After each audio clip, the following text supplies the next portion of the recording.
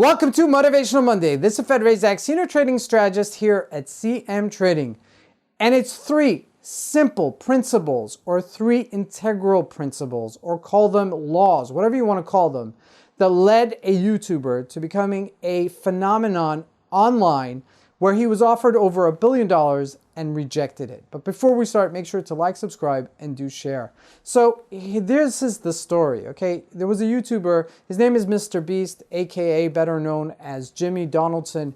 Now this guy came out of nowhere, okay? He was in high school, he was tinkering on things on YouTube and wanted to get as many views and to get as many subscribers as possible. And he did something like out of ordinary. I mean, he did something that would be considered crazy, and people actually flocked to it. They didn't believe that he'd actually do it. He counted from 0 to 100,000 directly. It took him over 40 hours and he shortened it to 24-hour video.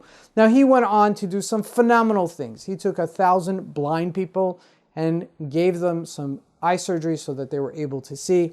He's built over 100 wells, water wells in Africa, as just trying to do good to the public. And he's become a phenomenal philanthropist over the past years, and just tremendous YouTuber. And, you know, the public is just so enamored by him. They're very creative. Some of this stuff is redundant, but it's just so out there that it makes so much noise and they garner so many views. Like, I believe his subscription is over 50 million people, and it's crazy. It's really just unbelievable, the amount of subscribers that he has, the amount of views that he has. And he was offered $1 billion and he rejected it.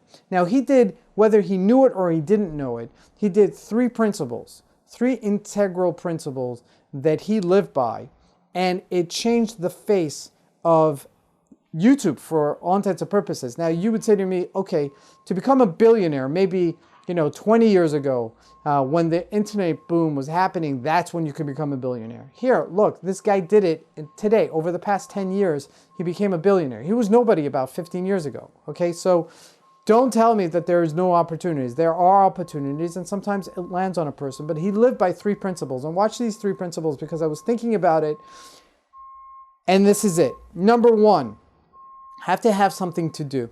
We all have to be busy with something. You ever see those grandparents? They are retired and they're always fighting with each other. Well, because he's home most of the time. So if he's home most of the time and they've had a certain civility in their marriage throughout the years, it's because he was outside the house and now he's home and he's the tribesman and he's telling his wife what to do all day long and he's telling the kids what to do, and they're driving everybody crazy, right? So everybody on earth needs something to do. Whether you're a housemaker, whether you're a worker in an office, whether you're some sort of employment, whatever it is, you got to do something, okay? And you could change things throughout life, right? There are things what you do when you're younger that you don't do when you're older, right? When you're younger, you're in preschool and that's what you do. And then you get to middle school and then high school and then college. And then you're working for an X amount of years. And you might change jobs and you might change fields and you might go into different things. But you got to be doing something. We got to be busy. You can't be home doing nothing. A person will rot if they're doing nothing at home. You can't. You got to be busy with something. So number one, you got to have something to do. Number two, you have to have something to look forward to. That is just really an integral. Whether it's a vacation, whether it's a holiday, whether it's a birthday, everybody has to look forward to something. It's just integral of being human, because it makes us happy. We have something to anticipate. There's something on the horizon that we're looking forward to, okay? And the third, most important, you have to have someone to love in order to give them. And I don't mean that you have to love everybody, but you have to have the ability to think outside of yourself to give. And if you do that, you have some tremendous wealth in your life, because it transcends ourselves. Now, I've been through a lot of things during my life, and I've got to tell you, the things that took me out of my depression, or things that took me out of my self and self-pity and self-victimization and all that stuff, is to actually look outside myself and to give.